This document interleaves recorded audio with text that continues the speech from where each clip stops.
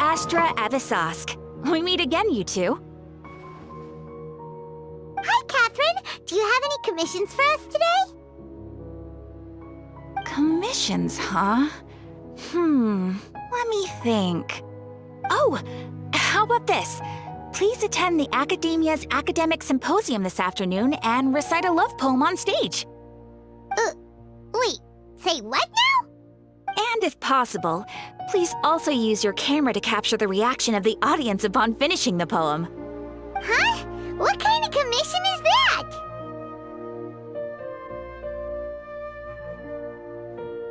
I see. It appears that you're not interested in this commission. In that case, please go to Port Ormos and convince the Eremites there to spend some time volunteering at the local orphanage. Hey, that's not any better.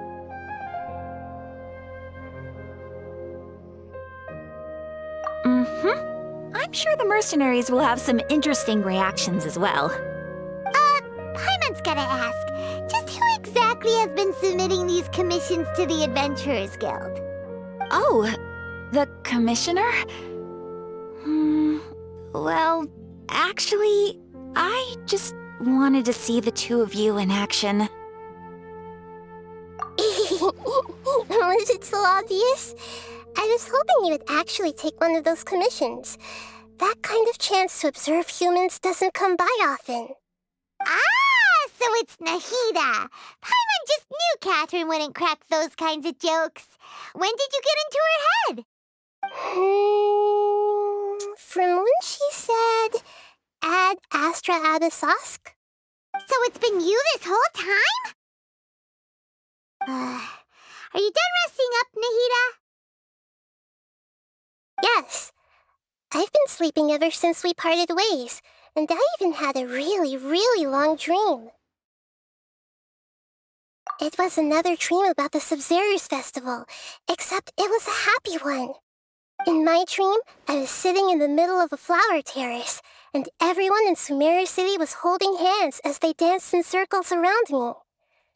They danced round and round, and everyone looked really happy. I also got to sit on a gigantic flower carriage. Ferris, the Knight of Flowers, raised me really, really high above the ground, and I was throwing an endless amount of Yalda candies at the children. You know, Nahida, maybe your dream is how the Subzerus festival really should be. It's meant to be a joyous time where everyone gets together to celebrate your birthday. Huh? Wasn't I describing a really happy dream? Why are you both looking at me like that? Wait, could this be an example of the emotion known as pity? No, we aren't pitying you. That would only make everything worse. We just don't want you to feel too sad. By the way, have you had a chance to visit Dunyarzad? How's she doing? The Homianis haven't allowed any visitors after the festival, so we haven't been able to check on her. Yes, I paid her a visit right after I woke up. She was resting at the time. Her condition is stabilized. However, since Elazar is a manifestation of the withering on the human body, we can only cure it by finding a way to take care of Irminsol's own withering. But for the moment, our top focus should still be figuring out what the sages are up to and what they're planning. Right. Who knows what'll happen if they manage to pull off another scheme like the Samsara of the Subzerus festival? So our first priority should be investigating and putting a stop to the sages' activities. As for how we should pull that off, let's discuss it somewhere else. There are too many adventurers around here. Oh, good point. Sorry, adventurers. We're gonna be borrowing Catherine for a little while.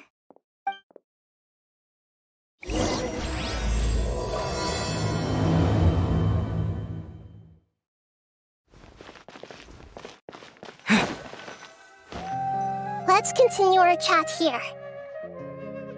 Okay, so do you have any ideas on how we can investigate the sages, Nahida?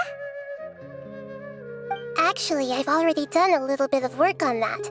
But for now, I want to hear your thoughts.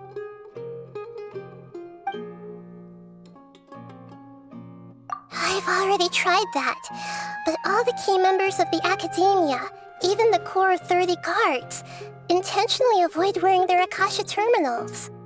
It seems that from the very beginning, they've been guarding against info leaks from the Akasha. Of course, it could also be because they're wary of me. Have you already caught the sage's attention? I'm guessing not yet, but distrusting me would make perfect sense if they've ever paid attention to the urban legends about me. In any case, I probably can't take over their minds directly. No way, that's too risky. You mean it'd be too easy to get caught? No, it's not that. We shouldn't involve innocent students in this. A single mistake could completely ruin their lives. Doing that would be ignoring the safety of my people for my own selfish goals. How is that any different from what the sages are doing? That's a good point. Spoken like the god of Sumeru.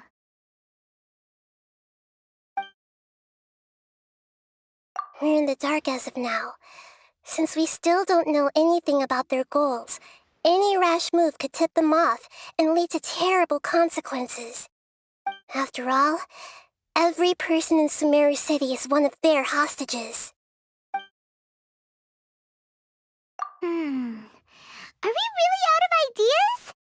Nahida, you're super smart, so you already have something in mind, right? Don't keep us in suspense. Spill the beans already. According to a popular theory from the Vahumana Darshan of the Academia, rejecting impractical motions at the beginning of a planning session will give more weight to the actual proposal. Okay, but aren't you the god of wisdom? You don't have to use that kind of gimmick to make us take your ideas seriously.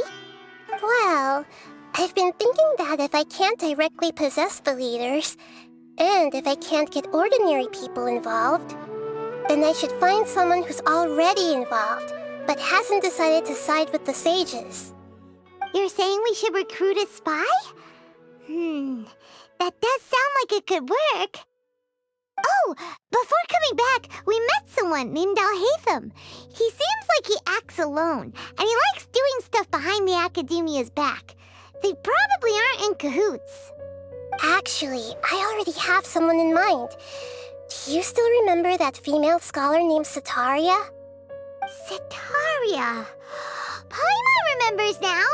Isn't she the one who's always trailing behind the Grand Sage of the Academia? We ran into her basically every time the Subzerus Festival repeated itself. You could even say we're old enemies by now. Paimon still remembers the smug and mean way she always spoke to Nilou. I've always liked observing all kinds of people, and Setaria has always stood out from the crowd.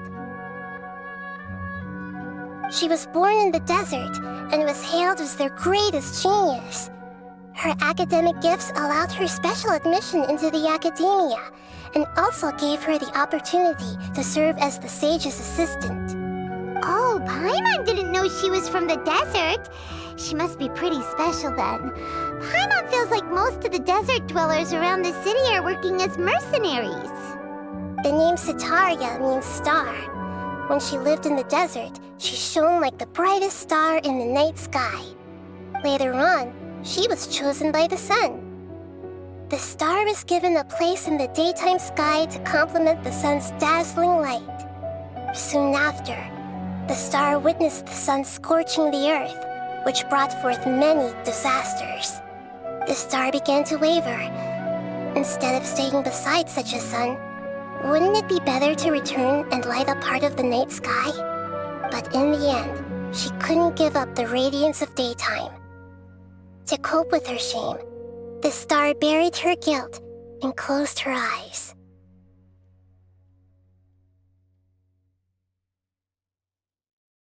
From the sound of it, Sataria's just hung up on the research opportunities here. But she doesn't really support the academia. She still feels guilty about not doing more for the desert, right? She's just running away from her problems. Indeed. When they are presented with complex moral issues, many people will simply plug their ears and go with the flow until the problem can't be fixed anymore. She's suppressing a lot of guilt, but before she realized it, she had already become the sage's accomplice. She can't deny her part in their schemes anymore. Right. We must somehow make her face her problems again. That way, not only can we get useful intel from her, but she can also use it as an opportunity to redeem herself. From my past observations, Sataria will take a day off from the academia every 10 days to do some shopping in the city. Tomorrow afternoon just happens to be a shopping day for her. That'll be our chance. To prepare, let's go check out some of her favorite spots and have a quick chat with a few of the vendors there.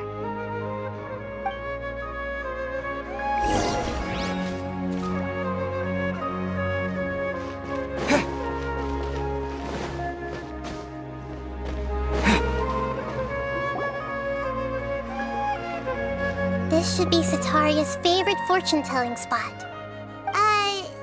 So should we ask the fortune teller about Sataria?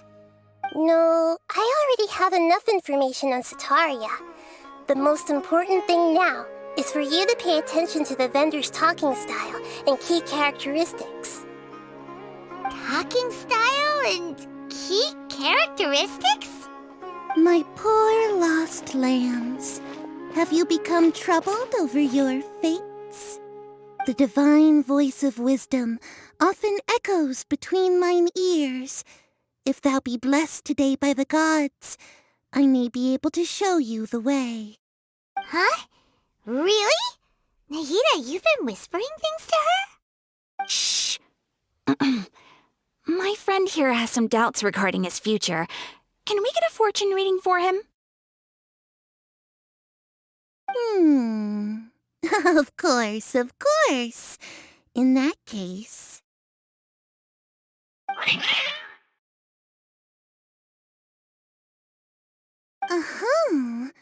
It would seem that Harut and Marut are quite wary of you.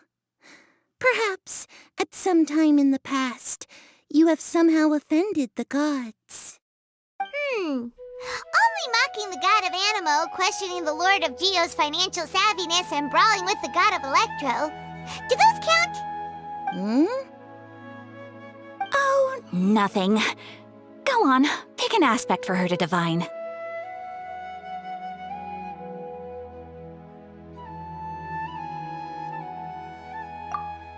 Love prospects? No problem at all.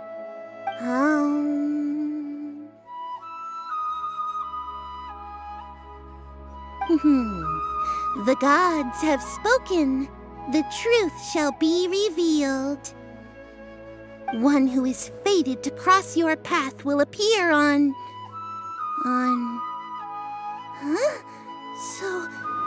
So many people will fall for you.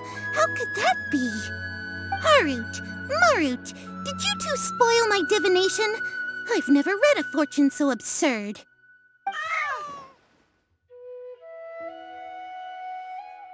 Actually, Paimon thinks this is probably the most accurate fortune-telling you've ever done.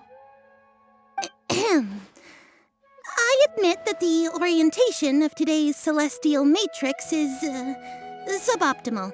As such, there will be no charge. Is that so? Well, that can't be helped.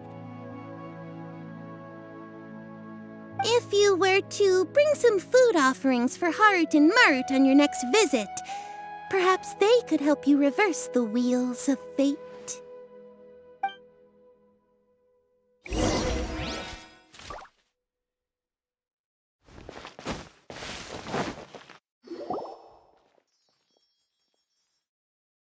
another one of Sataria's favorite stalls? Yep, it belongs to a king. His father helped Sataria a lot when she first moved to Emissary City, so she still comes by whenever she has time. When I start talking with him, listen carefully to the details of our conversation. Ah, dear customers! Would you like to look at some pottery? We caught wind of your great craftsmanship, so we specifically came to take a look. Oh, I recognize you. Aren't you Miss Catherine from the Adventurers Guild? Sounds like I'm in for some big business. Speaking of, where did you learn this trade? I suppose you could say it all started with my dad. He's a mason by trade, but I picked up an interest in clay while apprenticing for him. After that, I began making pottery by myself in secret, and I simply changed trades when my works turned out well. Although it's a pity that I'm no longer making much use of the knowledge provided to me by the Akasha. That's nice. You're making a living doing something you love. So is your father still working as a mason? Oh no, not anymore. A few years back, he fell from a roof and broke his leg. Since he had already saved enough mora over all these years, he's just enjoying the retired life in Port Ormos nowadays. I see. We wish him peace and happiness in his retirement. I'll have someone in charge of logistics at the guild come by another day for some goods. We'll leave you to it. Take care now. No problem. Rest easy, all our goods are sure to meet your every need.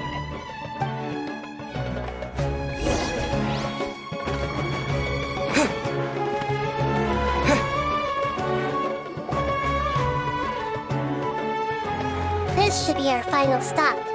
Sataria's always thinking of this restaurant when she's working at the academia, so she always comes by whenever she's out in the city. Nahida, you've really thought of everything. It's my duty to protect Sumeru's citizens, after all. Hi there. I feel like I've seen you down by the docks before. Huh? Sorry, I don't quite remember. If I recall, you were having a discussion with someone about shipbuilding at the time. Ah, that's right!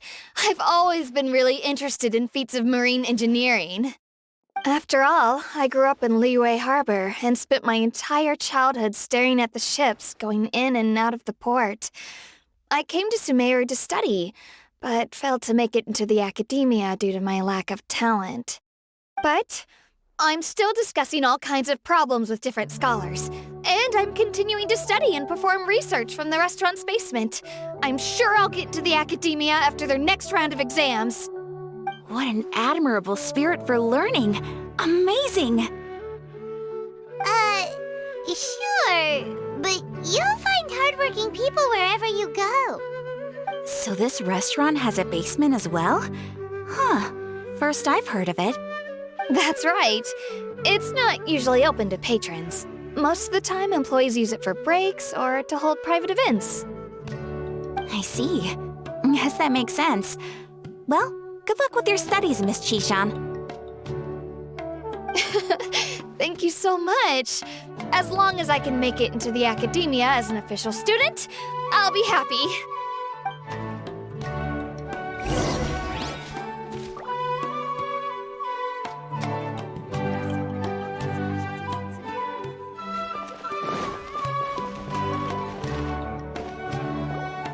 So, was that everybody? 3 familiar faces should be enough for Sataria. What's the point of all the information we've collected? Nahida, you still haven't told us how you're planning to make Sataria face her problems. Sataria is already used to avoiding her problems, so we must find a way to break through her usual sensibilities. I remember you mentioned that the Eremites in Port Ormos are all making a fuss about the upcoming resurrection of King Deshret. Although it's all just a boatload of nonsense, the fate of her homeland may turn out to be Sataria's soft spot. Oh, Paimon gets it now. You want to take advantage of the guilt Sataria feels about her homeland.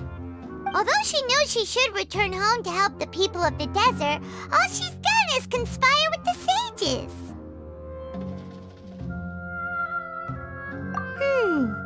So how do we set that up? Well, King Deshret is long gone, and Sataria is also too smart to fall for any simple tricks. If we simply engaged her under the guise of King Deshret's believers, she would definitely be wary of us, and we may not get anywhere. But if we were to borrow some of her close acquaintances to talk with her, her reaction would probably be very different. So, you mean you're going to possess those people we just talked to? Yep. Possess them through the Akasha. Imply they've already converted to the faith of King Deshret, and then convey our made-up will of King Deshret. As long as everything goes smoothly, we'll get through to Sataria for sure. She'll never guess that we had anything to do with it. Ah, so that's how you're going to use all the info we collected on these people. It's so that you won't slip up and break form. Possessing them will only work if you can manage to pass off as them. Exactly. So, best of luck with impersonating them. Huh? Best of luck? But we don't know how to possess anyone. That's no problem at all. I'll just share all their senses with you once I've possessed them. As long as you're also wearing an Akasha terminal, the effect will basically be as if you've possessed them yourself. Huh. That is pretty convenient. But why does he have to do this? Can't you do it yourself? Although I've been observing humans for a while, I've never been good at imitating them. You're not wrong. It's always been painfully obvious whenever you try to pass as Catherine. If it was at all possible, I would have preferred to leave these people alone. But seeing how things are now, I probably should just accept it and push on. Yeah, don't beat yourself up over it. We're only doing this to help everyone, and we'll only be borrowing them for a little while anyway. Alright, then let's give it a go tomorrow afternoon.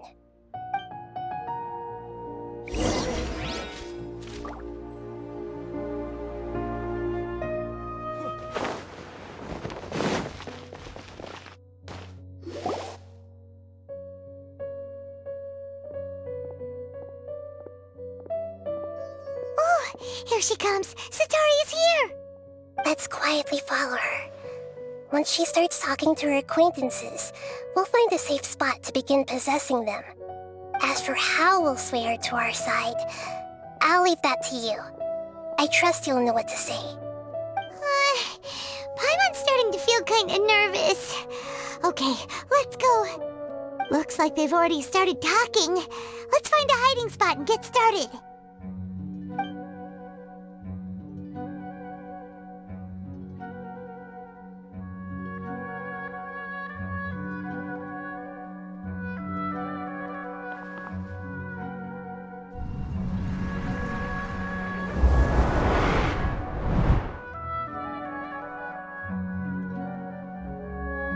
That's right. You really can't force anything when it comes to love. And besides, everyone around me has a very different background and outlook. Are you still listening to me, Nabia? Oh, of course I'm listening. You were talking about troubles with your love life, right? I heard everything you said. Okay then. You just seemed a little distracted for a moment there.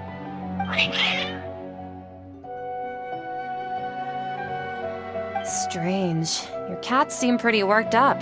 Is something wrong? I always thought they were quiet, happy kitties. Oh, what are their names again?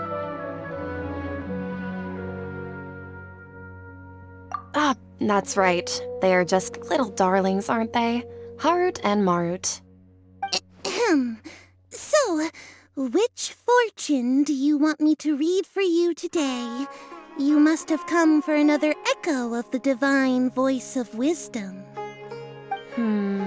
I'd like to get another reading on my love prospects, but to be perfectly honest with you, I feel like I've been a real mess recently.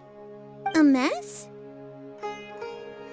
Well, could you do a reading on how long it'll take me to finish my current project at work? I really just want to get it over with. I hear you. No problem at all. The gods will reveal the truth.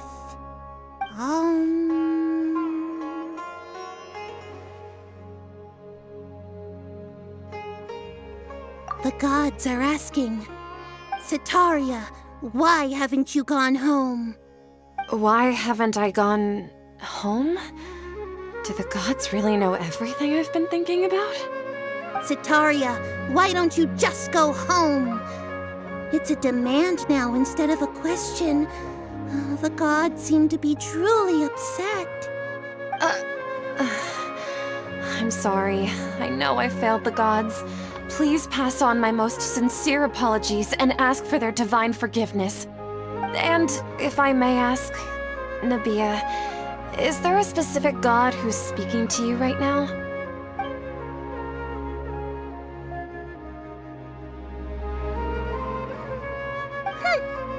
What an inconsiderate and naive question. The god who is speaking to me is, of course, the wisest and mightiest of all, King Deshret. King Deshret? No wonder he would make such a demand of me.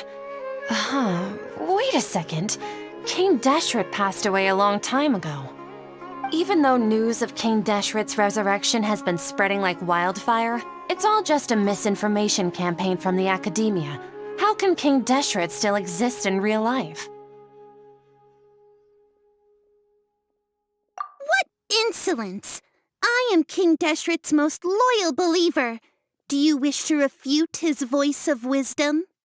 Oh, no. As a child of the desert, I am only reveling in his power upon learning that his divine glory has touched even this city.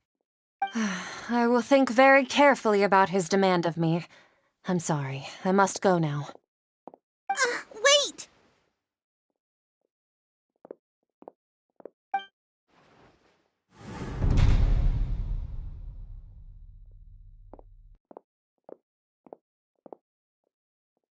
Whoa! She just ran off in a hurry. She looked pretty upset, too. Well done. Setaria didn't seem to suspect anything amiss. To have something she's been trying desperately to avoid show up out of nowhere and berate her, that must have shaken her to the core. Aw, Nahida, it seems like you understand human emotions really well after all. All I know are some abstract Harvard-taught theories. And in any case, my time with you has shown a lot of them to be utterly useless. I'm still trying to make sense of everything. Anyway, enough of that. Let's hurry and catch up to Setaria. He's out of games now, right on cue. Let's get ready to possess him right away!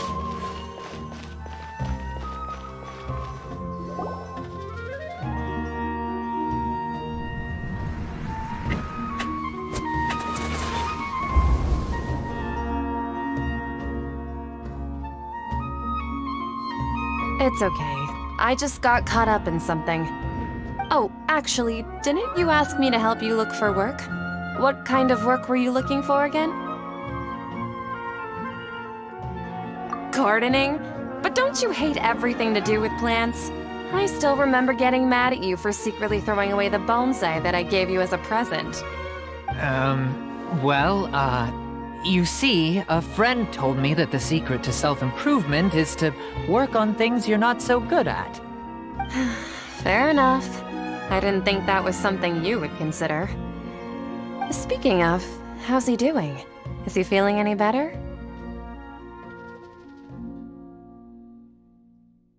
Oh, that's good to hear. I've been thinking a lot about him. If I could get some more time off, I'd love to pay him a visit. Actually, while we're talking about him, is he still living in Port Ormos? Yeah, he's been retired there for a while. If you could find the time, please write him a letter. Let him know that recently, faith in King Deshret has taken root in Port Ormos and has begun to spread across Sumeru. He has a quick temper and has always been a devout follower of the Dendro Archon. I don't want him to get into a fight with those King Deshret believers because of a difference in beliefs. Oh? So, who are you siding with in all of this? The Academia or King Deshret? I'm so jealous of you.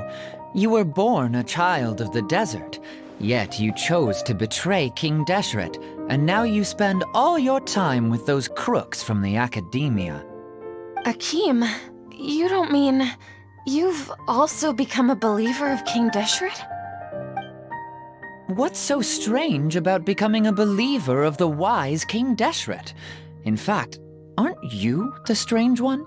The one who still can't pick a side? Can't pick a side? Me? Whoa! Paimon had no idea you'd be so good at this! You really zeroed in on the issue and put it right in front of her. It might feel a bit overwhelming for Sataria. But once everything is over, I'll be sure to pay her a visit to her mind and explain everything. Anyway, let's keep going.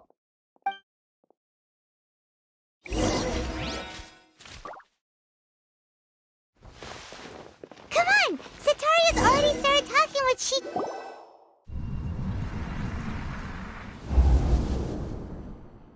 So, Shishan, have you noticed anything weird in the city lately? Like, as if someone was trying to preach to you about something?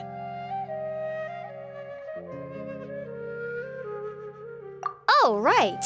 Speaking of strange things, I celebrated the Subzerus festival so many times that I lost count. That was really weird. Wait, how could you be aware of that? That should be impossible. Nothing in the report indicated anything like that. Are you still failing to realize that the Academia's lowly tricks could never deceive all of Sumeru's citizens? Shishan, don't tell me that you've converted to King Deshret as well! What an absurd question. You make it sound like I should be ashamed for becoming a believer of King Deshret. In reality, shouldn't you be the one who is ashamed? You, who worked side by side with the Academia and treated people as nothing more than experimental subjects? Please, please stop! Even now, Sataria's still trying to run from her problems.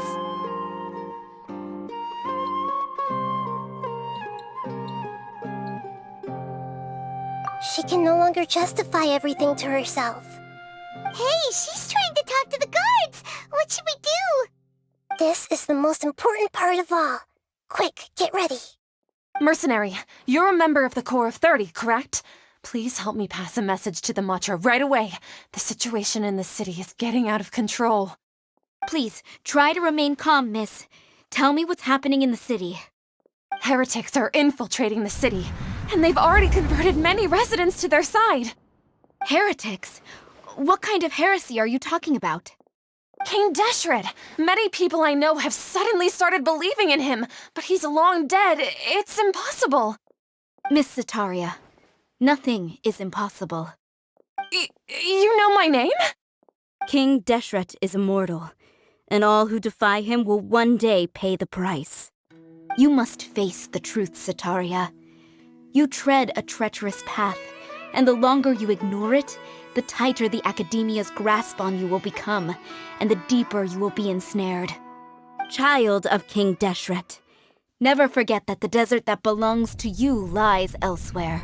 What's so strange about becoming a believer of the wise King Deshret? In fact, aren't you the strange one? The one who still can't pick a side? What an absurd question. You make it sound like I should be ashamed for becoming a believer of King Deshret. Sataria, why haven't you gone home?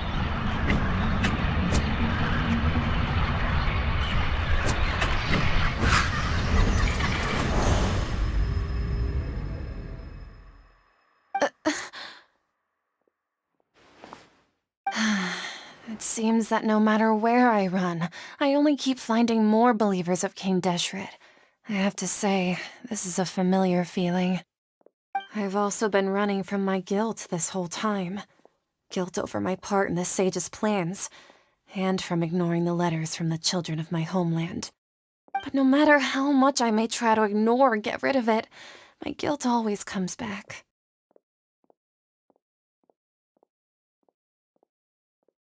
You won't necessarily lose your research opportunities by facing the truth. Besides, did you really want to conduct your research while carrying such heavy feelings of guilt? How do you know me so well? Are you truly just a believer of King Deshret? Or are you the god himself? That's not important. The important thing is to pass judgment on the academia and its sages, and to correct their mistakes. If you could provide some assistance in this matter, perhaps it could serve as a form of atonement.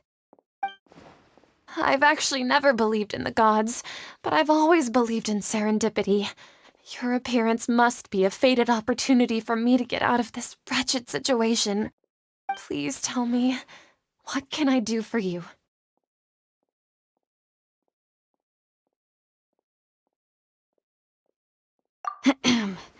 How much do you know about the sage's current activities?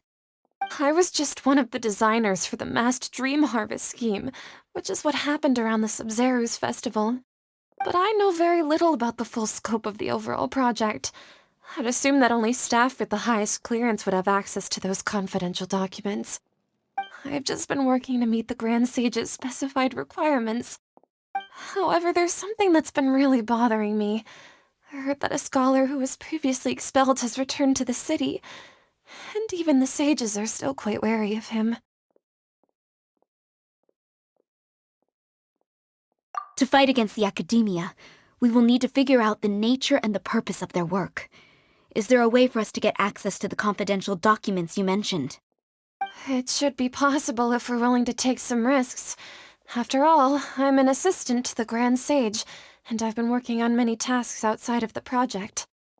One thing, though, I won't be able to transfer the documents to you through the Akasha once I get my hands on them. The sages have always closely monitored all activities within the Akasha.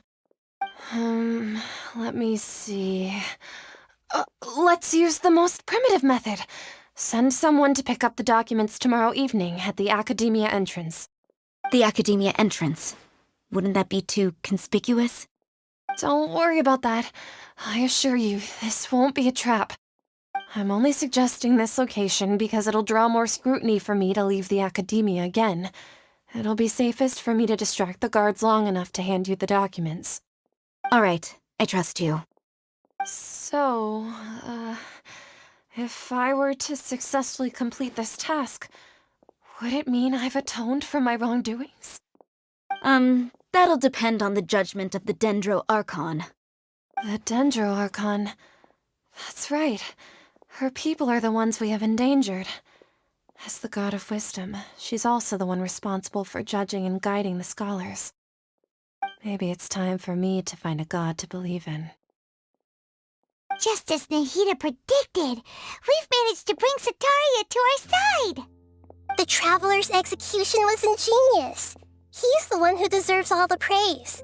Well, now that we've made plans to meet again tomorrow evening, all we can do is pray for Sataria's mission to go off without a hitch. Pray? But if we're going to pray to the gods, aren't we just praying to you? God of Wisdom and Guardian of the Scholars? No. The truth is the true Guardian of Scholars. I've always believed that. Anyway, let's meet again tomorrow evening at the Adventurers Guild.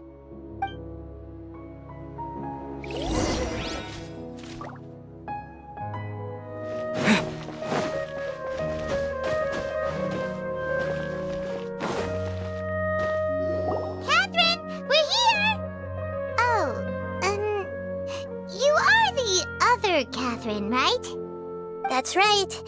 I suppose I'm the other Catherine in your mind.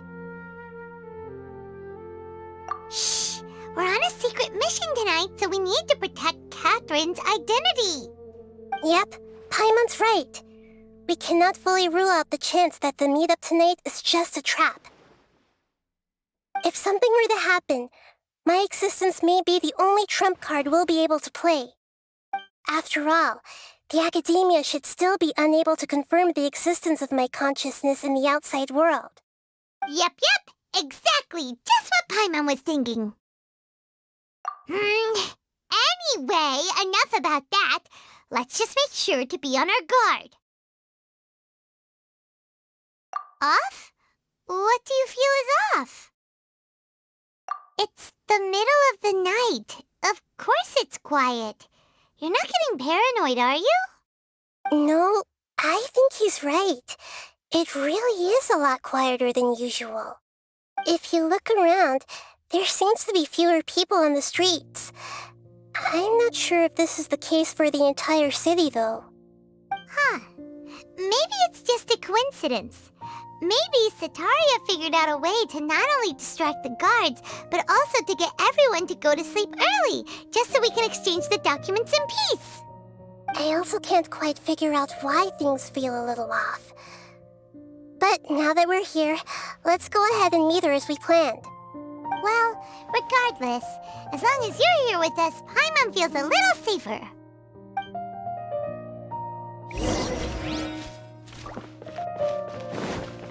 Huh. There really aren't many people out right now. Let's hope it'll be this quiet in front of the academia, and that Sataria managed to distract all the guards.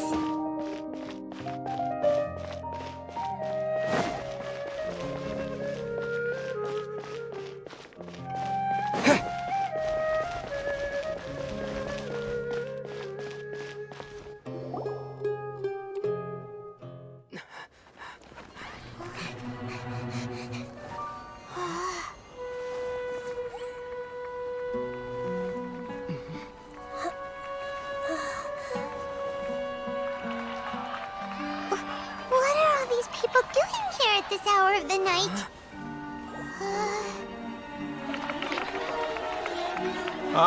The triumphant hero returns at last. And to a rather spectacular welcome, even if I do say so myself. You're the outcast, expelled from the academia. Indeed I am. Although these days they tend to call me the Doctor.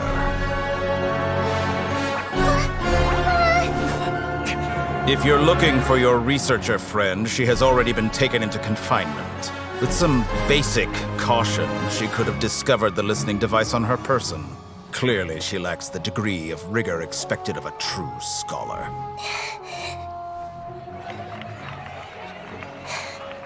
The people of Sumeru City! What have you done to them? I simply made some minor adjustments to their Akasha terminals. Now they can deposit information directly into the subconscious. As you can see, all these lovely people now believe this traveler is a hero who has just saved the world. My experiment is a success. And now it seems they can no longer hold back their sheer adoration. Oh no! What should we do? These are all just regular people! Leave now. You need to get out of here. What? That guy's a Fatui Harbinger! We can't just leave you here! Nor can I abandon the people of Sumeru!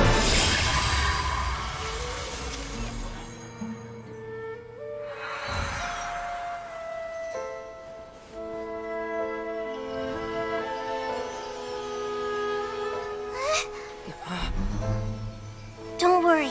We'll meet again outside of the city.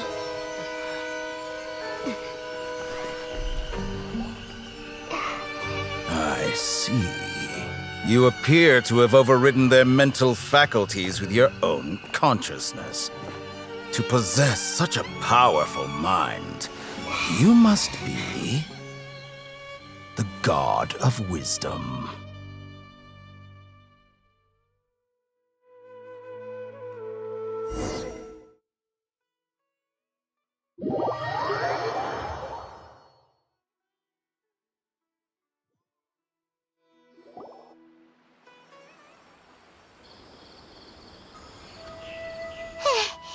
This should be far enough. Whew. Paimon needs to catch her breath first. Nahida going to be okay? We only made it out because of her.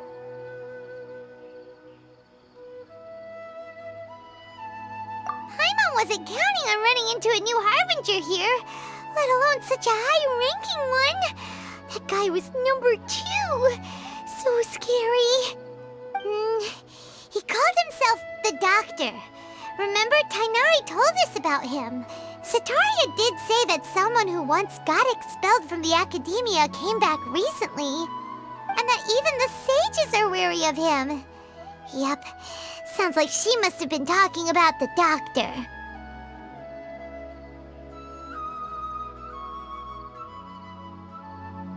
Yeah, now that the Doctor's in the picture, we're no longer just dealing with the academia.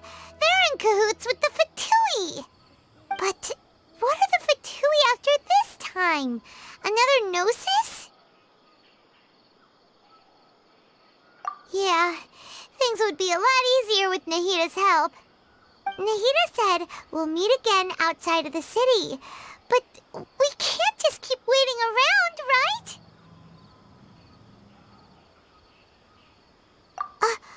You mean... Oh, right! Wasn't he invited by the sages to work on some project when we were staying with him in the Vidia Forest? That has to be the same project. Even though he turned it down at the time, he might still know something. There's no time to lose. Let's go to Gandharvaville.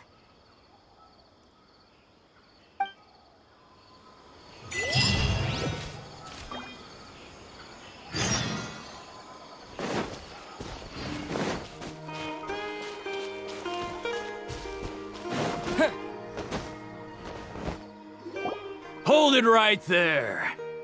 A blonde-haired traveler and a floating fairy. We've got you, all right. Take a look around. You've fallen right into our trap. Are you mercenaries from the Corps of 30? Did you come here to arrest us? Corps of 30?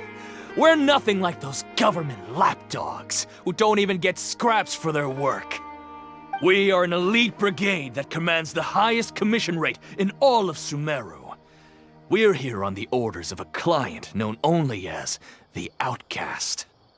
The Outcast? An outcast from the academia? But why wouldn't the Doctor just send the Fatui after us? Still wasting time on idle chit-chat. We'll shut you up soon enough. Get them! You're up, Traveler! Following orders. A new punchy. Propagate! Take that! Time for a light show! Need.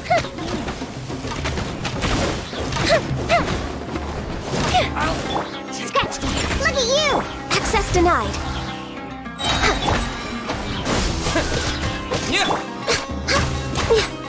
All hail!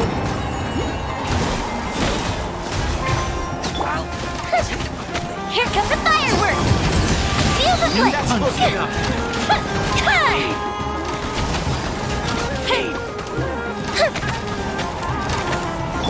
Germinate! Scatter!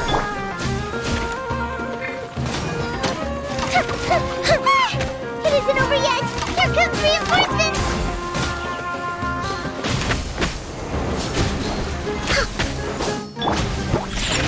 Fire hazard!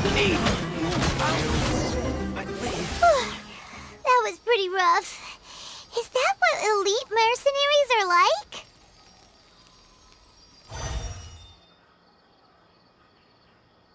Yeah, looks like we'll have to keep our guards up.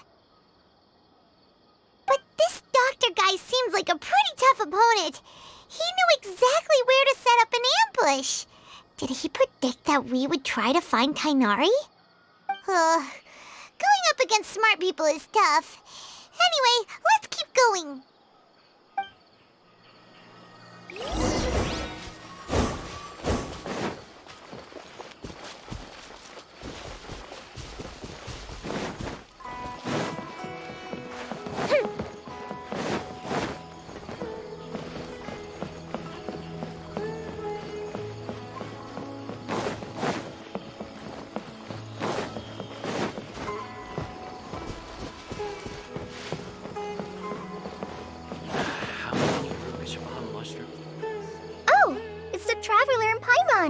What are you two doing back here? Kale! It's nice to see you again! Are you doing alright? To be honest, I'm not doing too well. My Elazar has been progressing at a faster rate lately. I'm finding it harder to complete more intricate tasks. As a result, Master Tighnari is taking me off the patrol schedule. He will only allow me to stay here and coordinate other people's tasks. Oh, Kale!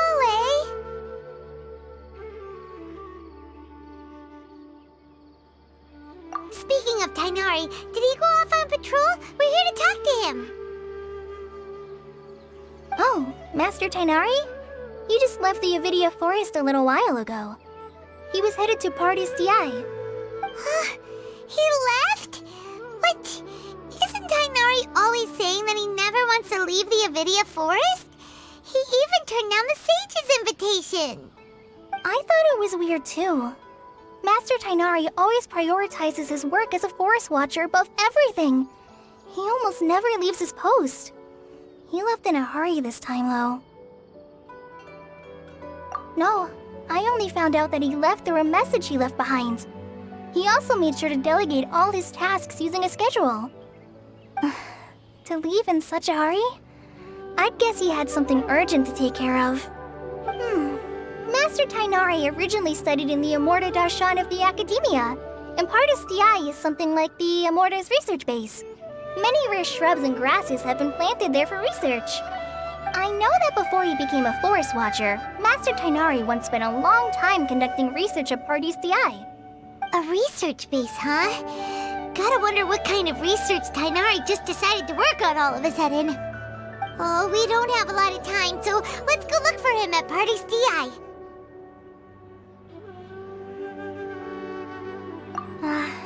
Don't worry, I'm fine. I'm used to living with Elazar by now. If you run into Master Tighnari, please send him my regards. Got it. Will do. See you later, Kale.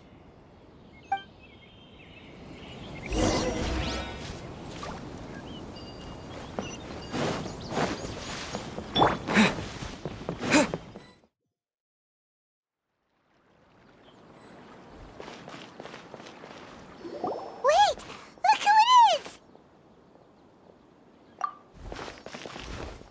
Thank goodness you're okay. We were so worried about you. Hey, this was supposed to be a touching reunion, but you're ruining the moment. Actually, it's very smart of the Traveler to be wary of me right now. After all, the Doctor has shown that his technology can apparently even control human minds. Plus, it's not like you could have known what happened after we split up and I was facing the Doctor by myself. Even a pool of stagnant water after a torrential storm can occasionally pass as a patch of sky. Paimon feels like only the real Nahida could come up with such an obscure analogy. Huh? But I wasn't trying to win your trust or anything. All I wanted was to clarify my point. Well, we understand that point now. Please, Nahida, tell us more about what happened. Are those poor people all right? When you left, I was still in the middle of restoring everyone's minds. Thankfully, when the Doctor mentioned depositing information into the subconscious, he didn't mean engraving information into their minds. Instead, he did something closer to creating hallucinations. That was still within my power to fix. Luckily, I managed to finish my restorations and mind jump away from him just as he was about to capture me. Whew. What a relief. The Doctor sure pulled out some hidden cards, but good thing we had Nahida with us. I wouldn't be relieved just yet. I gave away my true identity when I restored everyone's minds, which means we've lost another one of our trump cards. Also, the Doctor is already an expert at modifying Akasha terminals. Maybe it's only a matter of time until he captures my consciousness inside the Akasha. Would that mean you'd no longer be able to jump between minds? Then how do we stop him? He's still at the Academia, so it's possible he already started messing with the Akasha. Ugh, it feels like like he's toying with us. What a nasty piece of work. Plus, the doctor's combat ability alone is apparently enough to make him worthy of being number 2 of the Fatui. We shouldn't give up hope just yet. Let's try to find another way to attack this problem. Actually, Nahida, how did you know we were trying to get to Party's DI? Have you been waiting for us? Yes, I have. I can see the Traveler's elemental energy, so I deduced your destination by looking at the direction you were moving in. You didn't come here for sightseeing, right? Did you find any leads? We're looking for a scholar we know. His name is Tainari, and the sages once tried to reach out to him. Why don't you come inside with us and see what we can find? Okay, let's just hope we won't get him into trouble.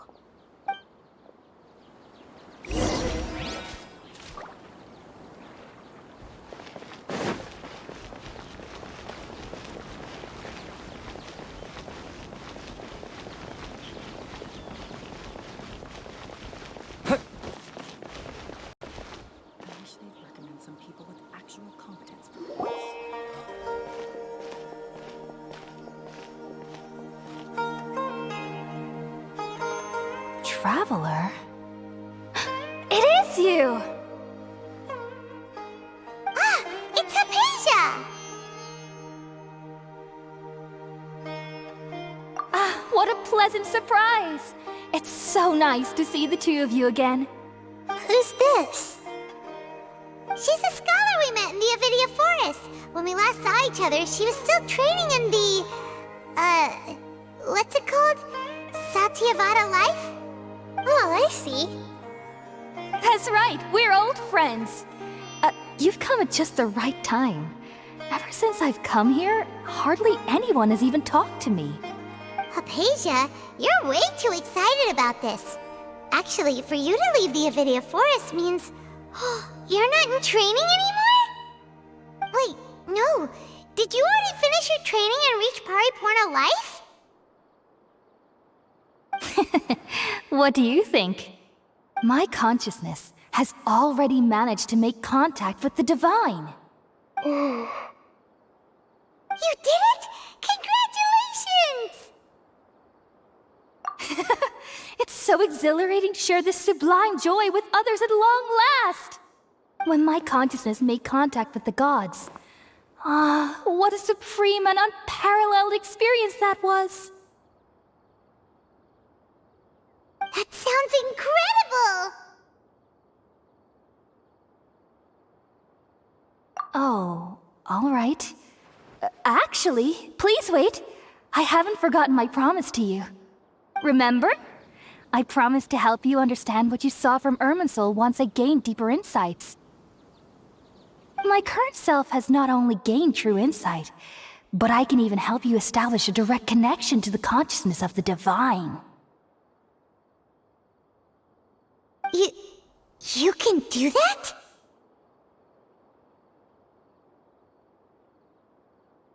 I've never heard of anything like that, but if you want to give it a try, I'll do my best to protect your consciousness during the process. Hold on. I brought some Spirit Borneo with me. This is still a crucial part of the ceremony. We're using that incense again? All right now. Hold my hand. I'll help you establish a pathway to connect your consciousness. Okay. Ready?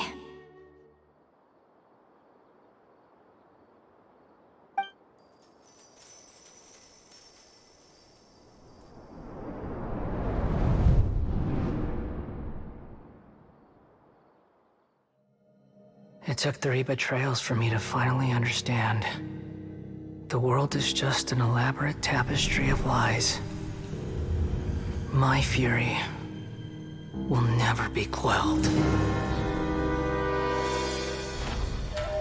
The first to betray me was a god. My creator. My mother. Valuing strength above all, she saw no worth in me and I was discarded.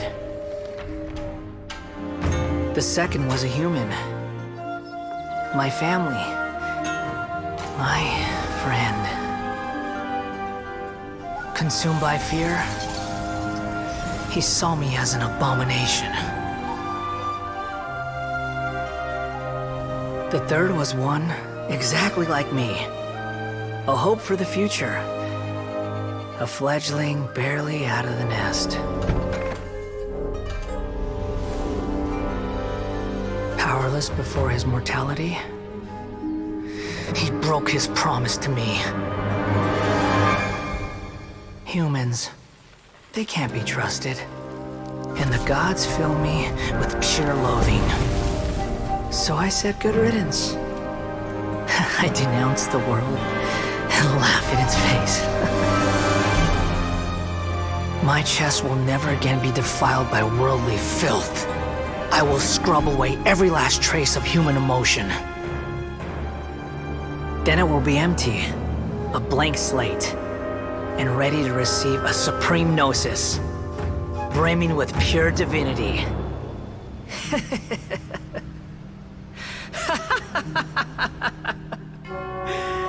There is no need to fear. The pain will be brief. Your era is coming to an end.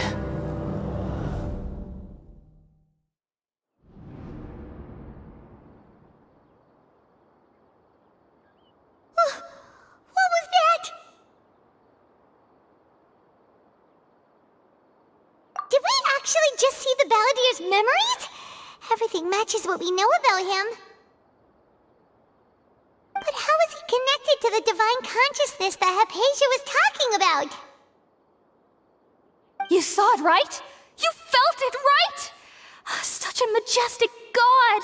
Such a noble will! Such sublime emotion! Alas, shame. If only that which beats within my chest wasn't a filthy mortal heart. Oh, great and merciful God, please grant me forgiveness and salvation. Do you understand now? I'm afraid this is no Purina life, but rather... Ah! You! Why are you so mean to me? Why is everyone hiding from me? I found divine wisdom. Shouldn't I receive praise and honor? Haven't I uncovered that light in the darkness? Hypatia? That's how I always thought everything should be. Wait. Have I already lost my mind?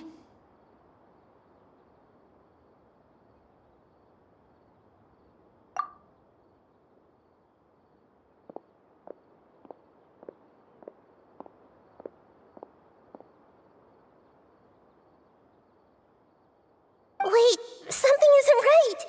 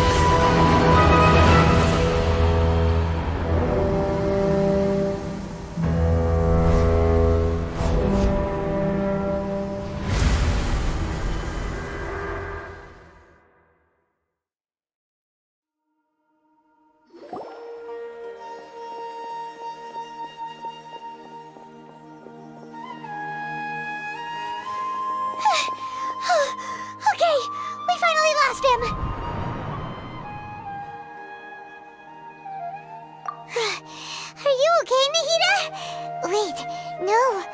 Something feels different. You're back! Oh, the Traveler's back? Nahida was controlling your body for a while. It seemed like she jumped over to you as an emergency measure right before the Catherine puppet was destroyed. After that, Tainari heard the commotion and came over. He helped us defeat the mercenaries and then he ran with us all the way here.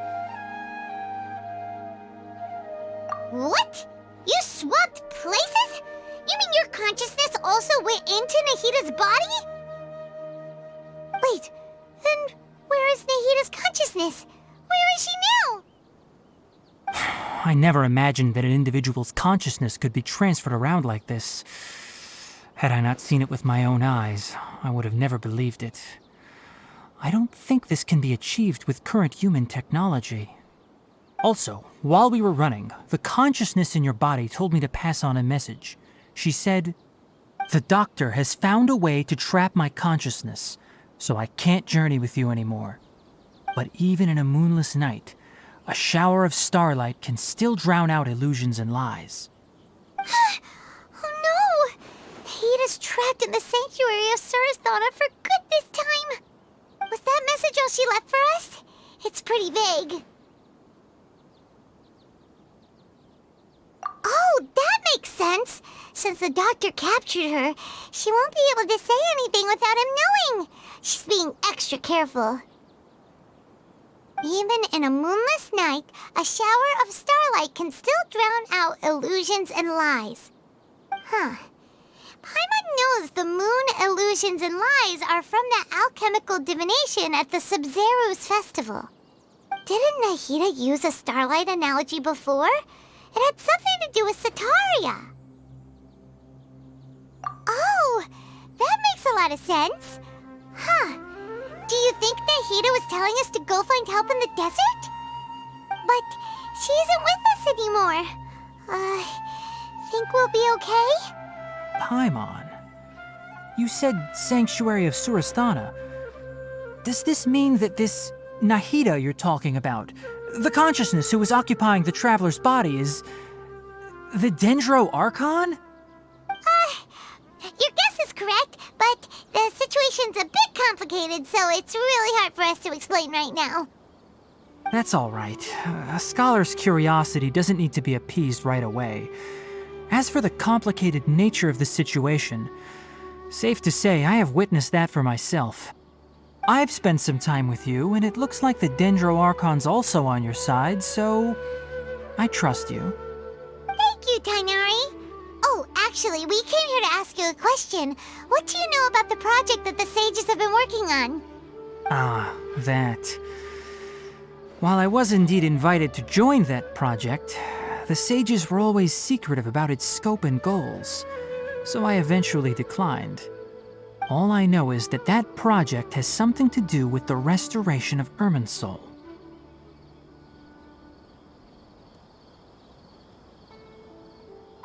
Huh? Did you see something when you were in Nahida's body?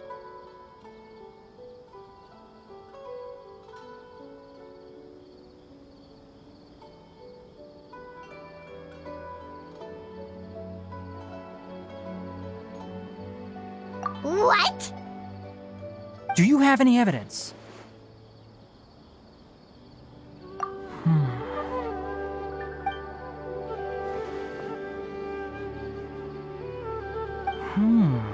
So that's what happened. That explains why Hypatia's symptoms were different from those of the other scholars who went mad.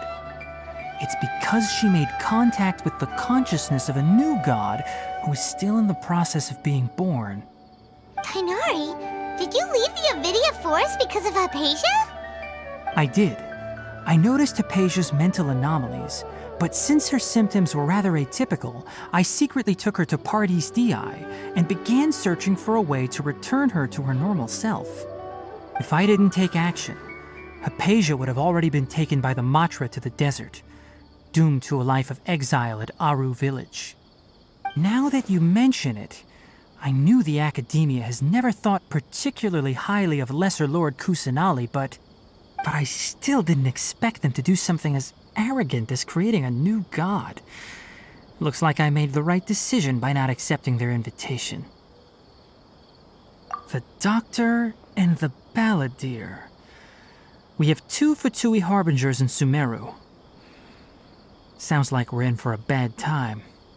From your description, I don't think they've completed their project. There may still be room for us to intervene. But then, what is the connection between creating a new god and restoring Irminsul? Yeah, it feels like we're still nowhere close to figuring out the Sage's goals. Right, we've pretty much gone over everything we need to know, so we should head out. How about you, Tighnari? What are you going to do? I'll stay here for now. I still want to try a few more things to help Hypatia. If you're planning to go into the desert, start by heading for Caravan Rabat. That'll be your fastest route. Come find me here if there's anything else I can do to help. May the spirit of wisdom go with you. Thanks, Tighnari. Hopefully Hypatia will feel better soon. We're off then.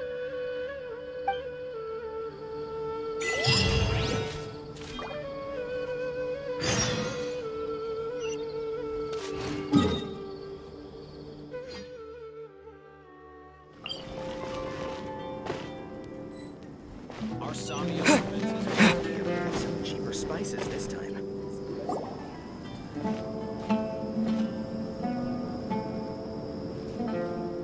We finally made it to Caravan Rabat. It's pretty lively here. So, just past this wall is the desert, huh? Oh, wow. Paimon remembers hearing people call this the Wall of Samiel. It's made to block sandstorms from the outside. Oh, if it's this tall, it's gotta be the divine work of Greater Lord Rukkhadevata, right?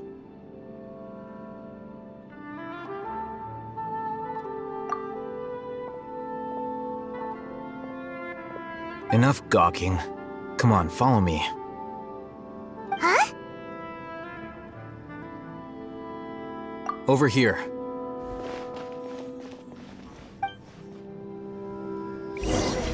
Oh, Haytham went that way! Let's hurry up and follow him. Wonder what he's up to.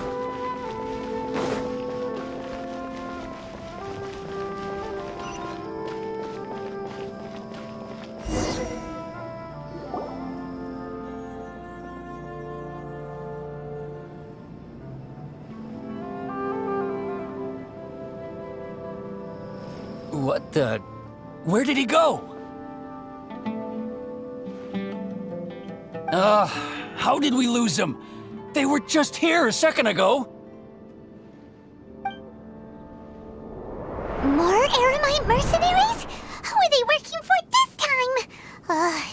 Anyway, Traveler, it seems like we were being followed again. You were too careless. You should have noticed those hopeless amateurs trailing you a long time ago.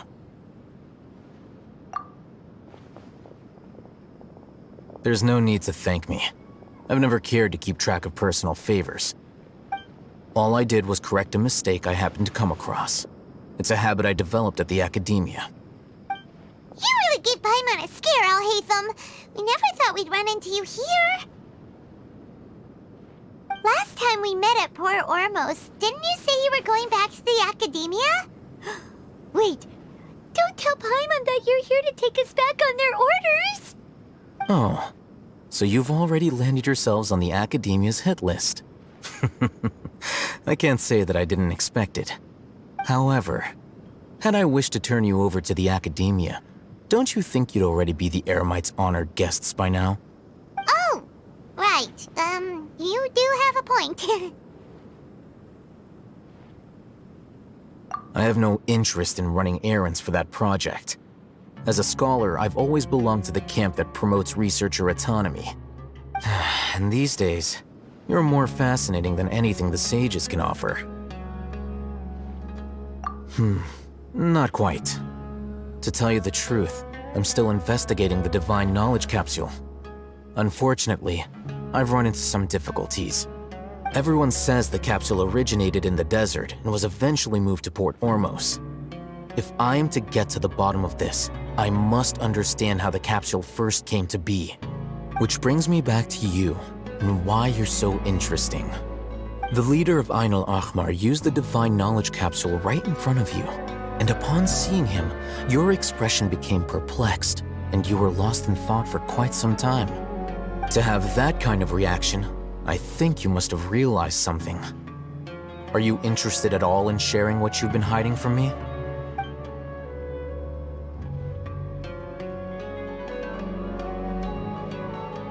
Alhaitham, you really have a ridiculous eye for detail. What kind of person even notices or remembers stuff like that? So that's your answer. Well, I do work for the Academia after all. So considering that, it is indeed wise to keep your cards close to your chest. But that does prove you do have some undisclosed information about the Divine Knowledge Capsule. Am I right? No matter. Rather than simply learning the answers from you, I'd still prefer to investigate on my own. Speaking of, you two are also headed to the desert? That's right! We have the same plan as you! But we don't really have any concrete goals at the moment. Then I'd suggest starting with Aru Village. It's the largest settlement in the desert, so it'll probably have more resources and intel than anywhere else. Well, would you like to head there together? It's always better to travel with someone you know. Let's go!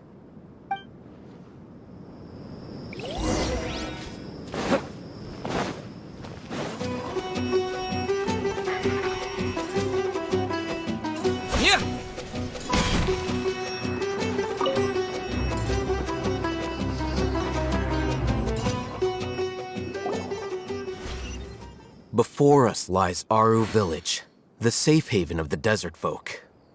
Whoa, this landscape is really something else. What a cool place! Let's go check it out!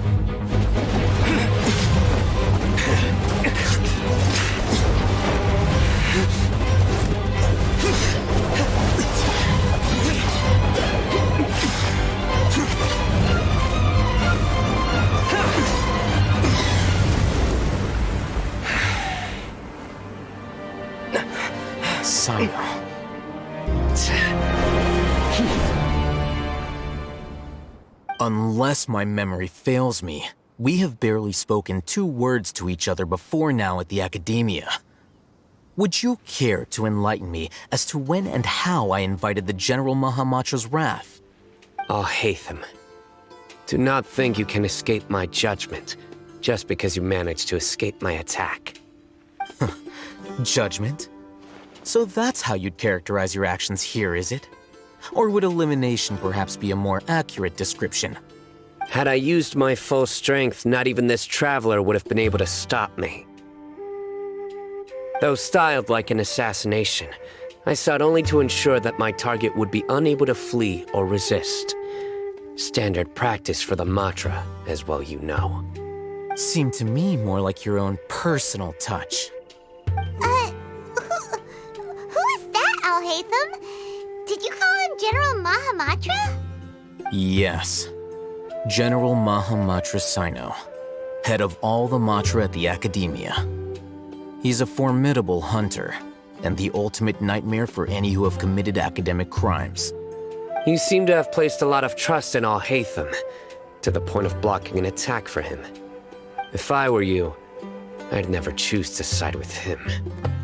I wouldn't believe a single word that comes out of his mouth. I have been pursuing this scribe for a long time. I urge you, stand back and do not seek to defend him any longer. Otherwise, there will be consequences. Has Alhaitham done something wrong?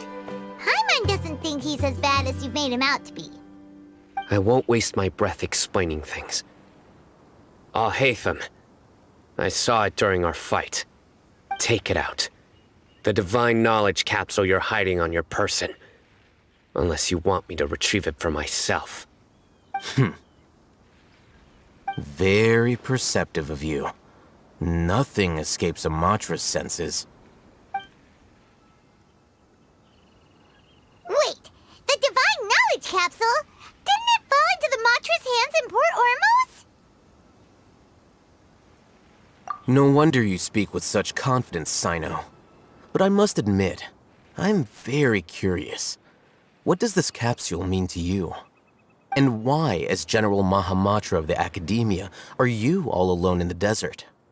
As far as I'm aware, the other Matra have been speculating about your disappearance.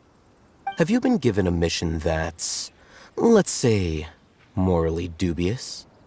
If I was the real target of your mission, what was stopping you from simply using your authority and resources to judge me within the walls of the Academia?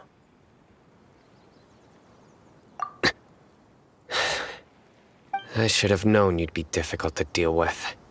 You two? Ugh! What should we do, Traveler? Paimon feels like we can't trust either of them! Ahem. Well, look at you two, acting all tough and self-righteous over there. Wait, Dia?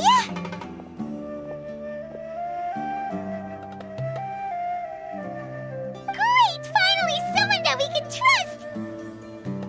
You gotta help us out here, otherwise these two are gonna start fighting again! Yeah, sure looks that way. Two giants from the Academia duking it out once and for all. Not something you get to see every day, that's for sure. Listen, I know you academic types love to fill up your big brains with self-righteous morality and lord your empty rules and virtues over each other. But how dare you bring your petty disputes into the safe haven of Aru Village? It seems like someone's gonna have to beat some sense into your thick skulls until you finally learn to respect these grounds.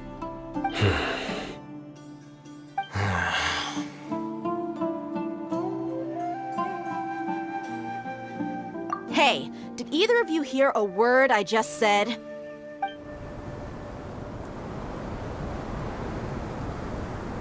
Whoa, what's going on?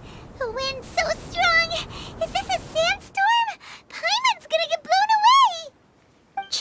Another sandstorm? What's up with these recently? Hey! All of you, over here, quickly! We have to take cover! Someone's calling for us! Oh, this wind is too strong! Let's get over there! That sounded like Candace. Come on, you two. Jeez, are all of you Academia folks such hard work? Move it! All right, stop yelling.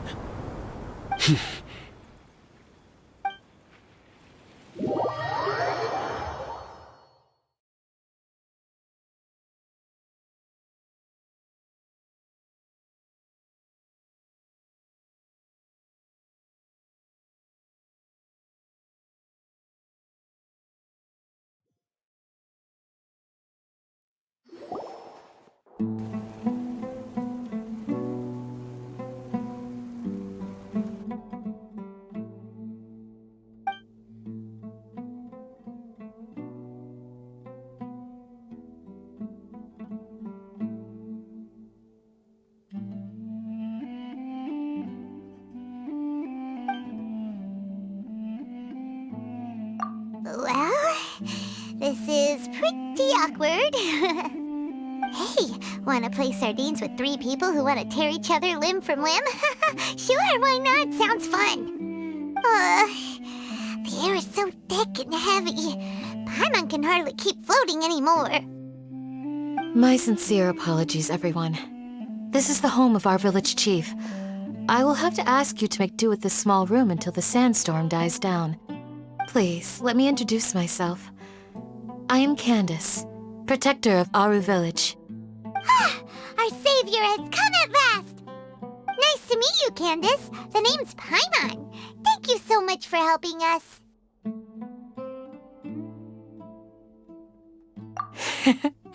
There's no need to thank me. It's only right to help each other when the weather gets rough. Wow, She's so gentle and caring, like a nice older sister. Unlike those guys over there. All right. Now that we're all better acquainted, we should return to the topic at hand. As a guardian charged with the responsibility to protect my fellow villagers from harm, I was observing your conflict from afar, even before the sandstorm started. And now that you have set foot within our village itself, it is all the more my responsibility to make absolutely sure that you pose no threat whatsoever to us. So please, have an honest and sincere conversation with one another, and put your hostile feelings to rest. If anyone dares to start anything again while they are under this roof, I will not hesitate to send them out for some quality time with the creatures of the sandstorm. On second thought, Paimon may have misjudged Candace's character. And that goes for you too, Miss Dia. Do I make myself clear? All right, we got it, Candace. That's what I like to hear. So, which of you will begin? I was supposed to be a mediator, but I might have gotten a little too involved just now. Anyway, one of those two should probably start talking. Wait, that was you trying to be a mediator? I have nothing to hide, so there's no shame in explaining myself. While Al-Haytham wasn't wrong about the other Matra not knowing my whereabouts, it's not because I've been assigned a morally dubious mission. Rather, I've chosen to exile myself.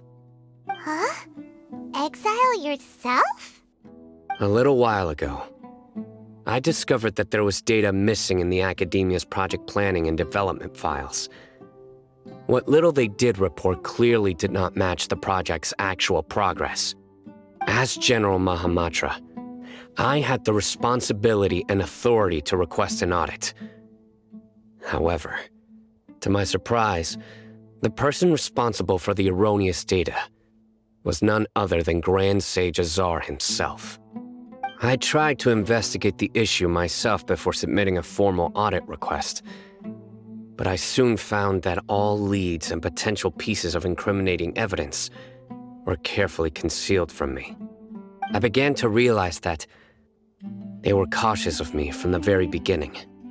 Unsurprisingly, the Grand Sage rejected my audit request as soon as the submission reached his desk. He even said to me, "The power of the General Mahamatra is granted by the sages. You have no right to judge us." So they really are up to no good.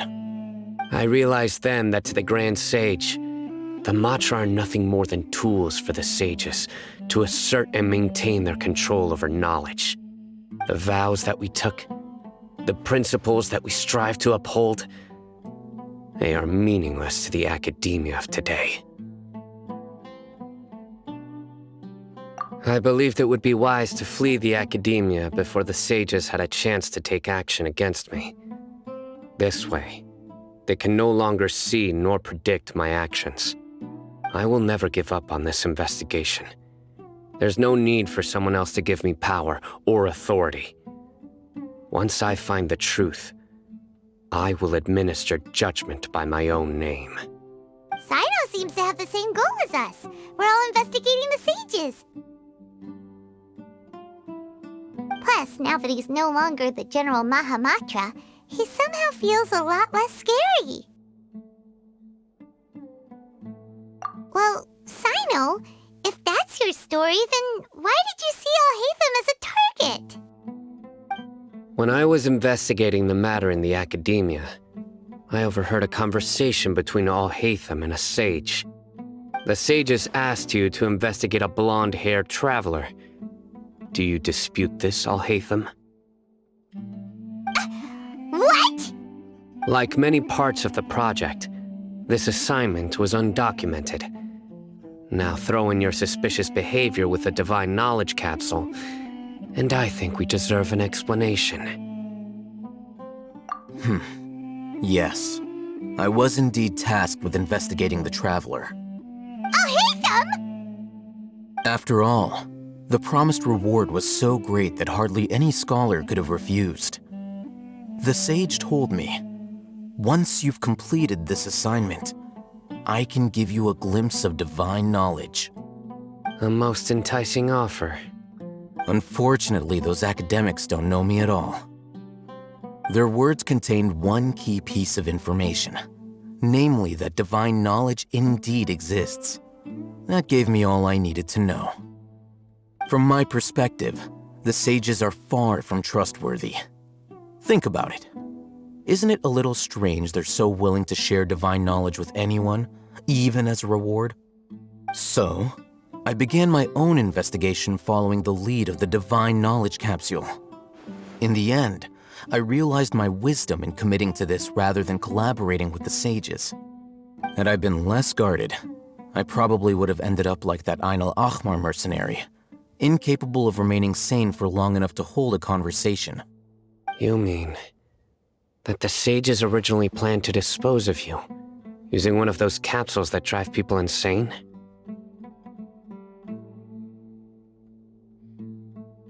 I'd already given up on the assignment by then. I only told the academia I was waiting in Port Ormos for you to appear so they wouldn't suspect anything. So it came as quite a surprise when I encountered my erstwhile target while investigating the divine knowledge capsule. Criminals do love to talk about coincidences. Even though I ran into the Traveler by chance, I had no intention of providing assistance to the academia. Also, you should remember, you were the ones who decided to follow me and strike up a conversation after I left that tavern.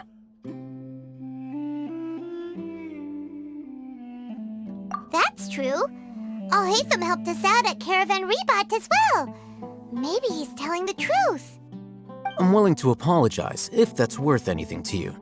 I took the divine knowledge capsule behind your back because I judged its existence to be a significant risk. I felt that it would be best for no one to interact with it before it had been properly studied. After all, curiosity often proves to be the most dangerous thing in this land. You should be well aware, Scribe Al-Haytham, that curiosity can also lead you to danger and suspicion. Answer me this. Did the sages share any information about their project with you? Have I not made myself clear? You and I are both distrusted by the academia. Do you really think they would tell me anything? Fine. Although you haven't completely proven your innocence, I won't regard you as an enemy, for now. As you wish. Good. I'm glad to see you two clearing up your misunderstandings. And now you, Dia. I believe it's your turn. Oh, sorry. Whatever the boys were talking about must have been so boring that I spaced out. My situation is pretty straightforward. My employer, Dunyarzad of the Homayani family, is friends with the Traveler and is currently recovering from her illness at home. I had nothing going on, so I decided to return to Aru village for a visit. I was actually looking forward to a pretty exciting time getting back together with everyone here. But then I saw these two random guys in the middle of a pointless argument. It ticked me off, and things went downhill from there. Is that all? Well, I will admit that definitely sounds like your style. In that case, welcome back, Dia. That's more like it. I missed you all so much, Candace.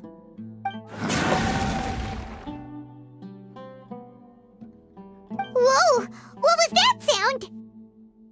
No need to worry. Now that you're no longer at each other's throats, please make yourselves at home. I'll take a quick trip outside to clear out some of those creatures in the sandstorm. Creatures? In the sandstorm? Are you sure you don't want some backup? Fighting in a sandstorm is not for the faint-hearted. Anyone without extensive training in these conditions is at a disadvantage. You needn't worry. Yeah, just leave him to Candace. Don't worry, she's as tough as they come.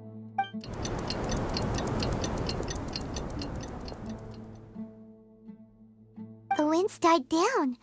That means the sandstorm's over, right? Candace still isn't back yet, though. Is she alright? Maybe we should go out and check on her. When you put it that way, even I'm starting to feel a little worried. All right, let's go. We've been here long enough, and the boys are as chatty as the floor.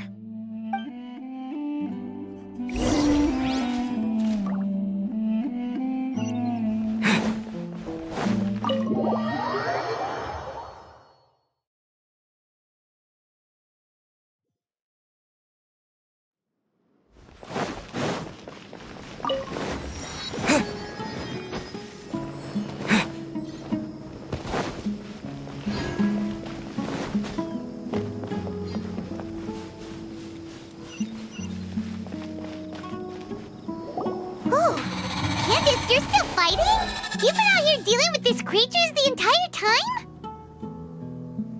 Yes. They just keep coming in waves. I've lost count of how many I've defeated. Before I realized it, even the sandstorm had stopped. Ah! Here comes another wave! Leave this round to us. I got interrupted earlier, but now I have something to take my anger out on. It's been quite a while since I've seen the Flame Mane in action. I'll leave these to you then. I'll be sure to put on a good show. Let's go! Propagate! Access denied. Time for a light show. Shaken and stirred! This is long overdue. Born of ice and frost. Scatter!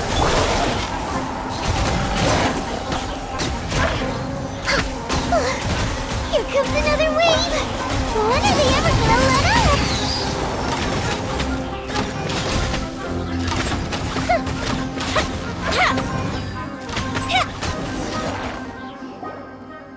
The creatures stopped appearing. Was that the last of them? What we fought just now was probably the aftermath of the sandstorm. So we should be safe for the time being. Well fought, everyone. No injuries, I hope. Huh? Who are you? Ah, my apologies. I haven't had a chance to greet you yet. I had my hands full taking care of the village's elderly and children. I am the chief of Aru Village. Everyone usually calls me Uncle Anpu. Sir, I am also originally from the desert, but I have not been back for some time now. May I ask if such sandstorms are common? I can't say they've always been common, but recently the storms have become increasingly severe and frequent. Besides sandstorms, we also occasionally get earthquakes. According to an investigator who stayed in the village a while ago, these unusual natural phenomena are related to the withering of Irminsul. Another effect of Irminsul's withering. So, Irminsul's withering causes withering zones in the forest, and sandstorms and earthquakes here in the desert? Everything in the natural world is inextricably connected to Irminsul. These regional symptoms can indeed be a reflection of Irminsul's present state. Everyone in Aru Village needs to take good care of themselves. Speaking of which, why haven't I seen a single village keeper since I got here? Village keeper? Who are they? Village guards like Candace? Does your curiosity know no bounds? Village Keeper is how Aru Village refers to mad scholars exiled here by the academia. Most of them are scholars who lost their sanity after a period of training in the Avidia forest. The academia believes that their crazed mutterings may have a negative effect on the psyches of other scholars. So, they're forcibly exiled to the desert. Though if you ask me, it's all a boatload of nonsense. Alas, that's exactly what we've been trying to investigate. One by one, the village keepers have been mysteriously disappearing without a trace. But no one in the village has ever seen them leave. If you're planning to stay around the village for the next few days, I'd appreciate it if you could keep an eye out for them. I've had encounters with those people in the past. I'll see what I can do to help. The Matra are the ones responsible for their exile. Now that you're no longer with them, are you trying to alleviate your guilt and atone for your past sins? I'm fascinated by how you think. Mock me if you will, but if you are guilty, I will eliminate you, regardless of my position or identity. Oh, you're the former General Mahamatra. You must be an expert in these kinds of investigations. Thank you for your help. Is it because you're reminded of Hypatia? Oh, these poor scholars. First they lose their sanity, now this! We need to help get them back home, safe and sound. But, is it really a good idea to tag along with Sino? You seem like you really don't trust him. I'll be grateful for the assistance. No doubt you will do a better job than some of my former subordinates. Let's start by finding a spot to share what we know so far.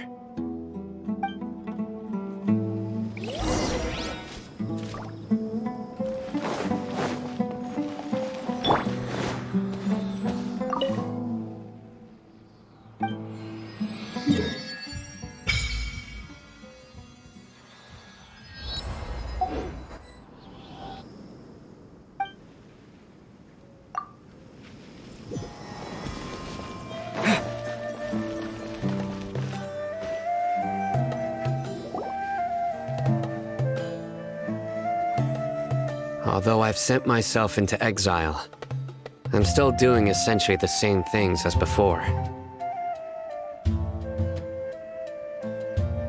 Do you still have any questions for me before we start our investigation?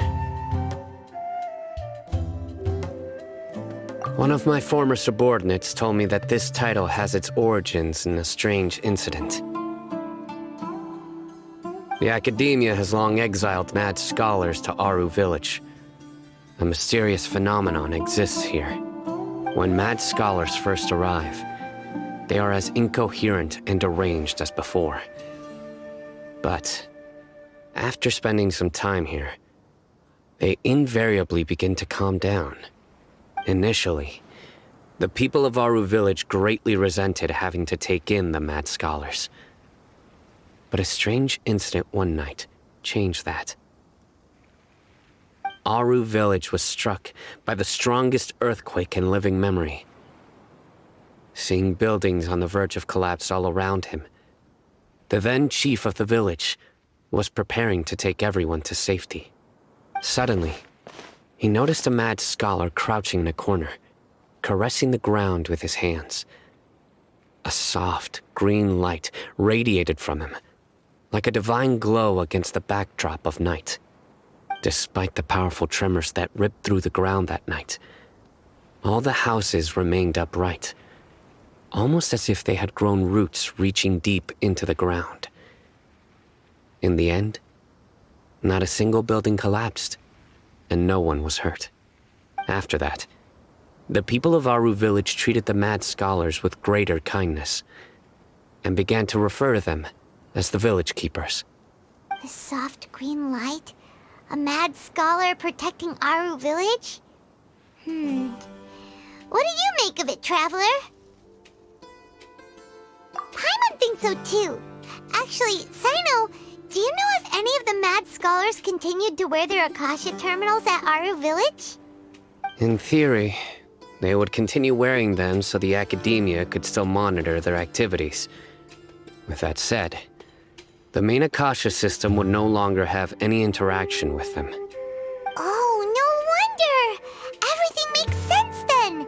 Add in the fact that they calmed down, it was probably Nahida who calmed them. If you are able to draw a conclusion from this one story alone, then it appears you possess much more information than I do. So, what do you make of the story?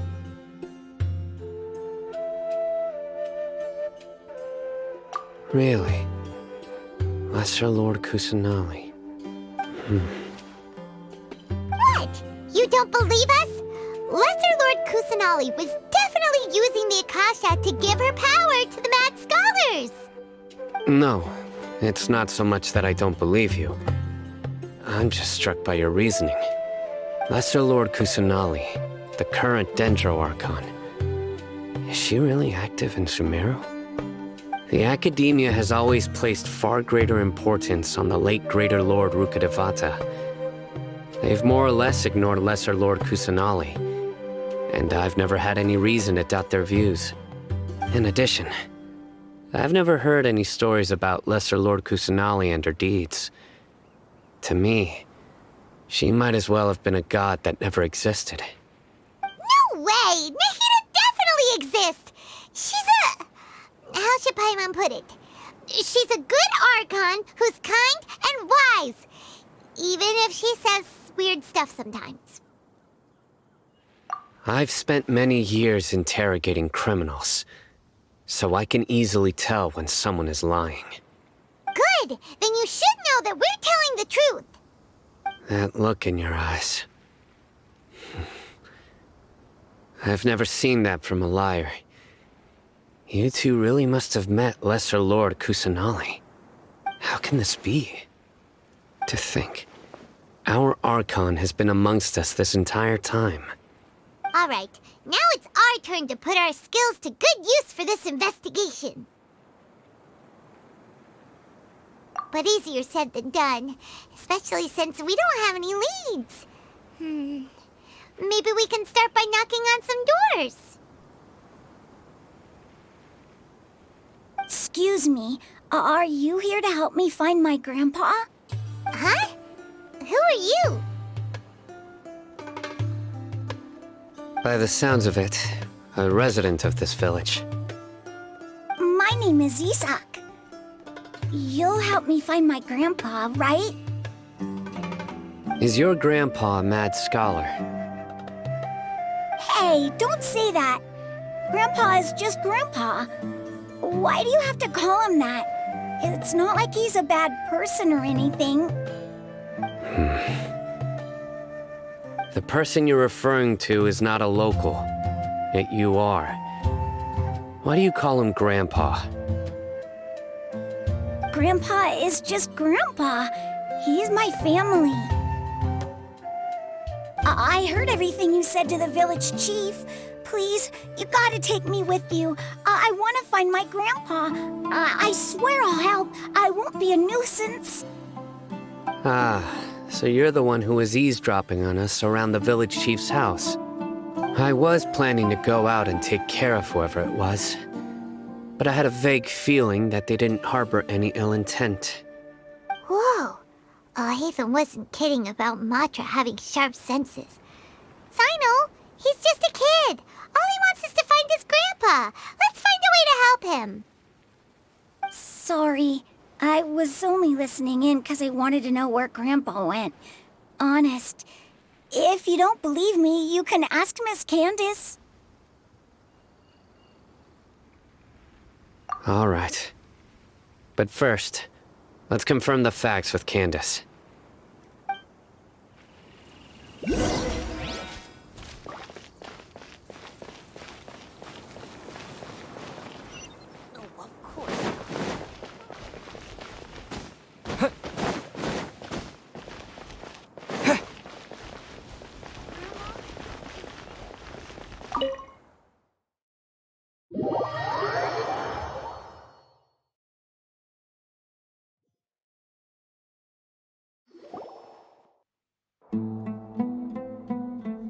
Sino is super vigilant.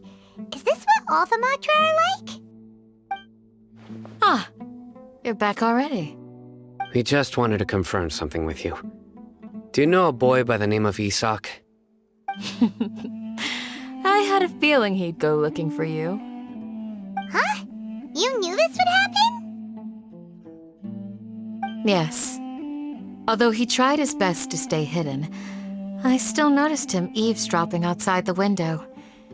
He really wants to get his grandfather back. Isak's parents were both Eremite mercenaries who rarely returned to the village after finding employment in the city. He was raised by his grandfather. Unfortunately, it was only a few years before his grandpa passed away. Isak was still very young at the time, so various families in the village took turns caring for him so he could survive. Later, an elderly mad scholar arrived at the village. Isak thought the scholar bore a striking resemblance to his grandfather, and thus often spied on the man. However, the scholar was unkempt in appearance and incoherent in speech. Although Isak referred to the man as his grandpa, he was afraid and didn't dare to approach him. One summer night, the oft mumbling and bumbling grandpa suddenly calmed down and seemed to become more lucid. He even noticed Isak hiding in the distance. So Grandpa walked up to Isak and patted him on the head. He even took Isak to the entrance of the village, where he patiently taught the boy the names of the stars, and accompanied Isak until he fell asleep. The next morning, Isak woke up and wanted to go find his grandpa again, only to realize his grandpa no longer recognized him. However, even so, Grandpa retained his calm expression. It's said that those who saw the scholar claimed he no longer appeared to be crazy, but appeared to be living in his own world, almost as if he were sleepwalking. Isak was thrilled that his grandpa was able to find peace, and would follow him all the time, asking him things like, "Grandpa, want me to take you somewhere fun?" Or, "Grandpa, could you tell me stories about the stars again?" All this somehow just makes Paimon feel really sad. It seems like they both deserve so much better. Perhaps. Nearly everyone who lives in the desert has some form of hardship or regret. But even so, we must still continue on with our lives. It's also my reason for fighting. I must continue to protect this land.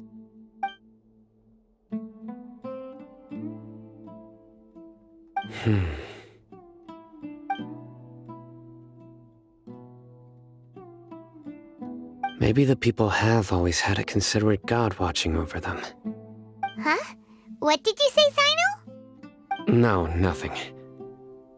As long as Isak keeps his word and doesn't get in our way, we can take him along. Perhaps you are more compassionate than I gave you credit for. Please accept my thanks on Isak's behalf, Sino.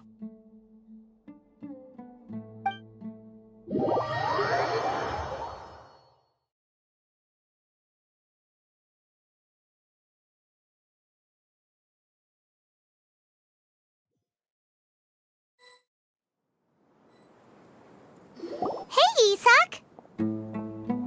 Oh, it's you guys! We've cleared everything up. Let's go find your grandpa. Really? Wow! Thank you so much!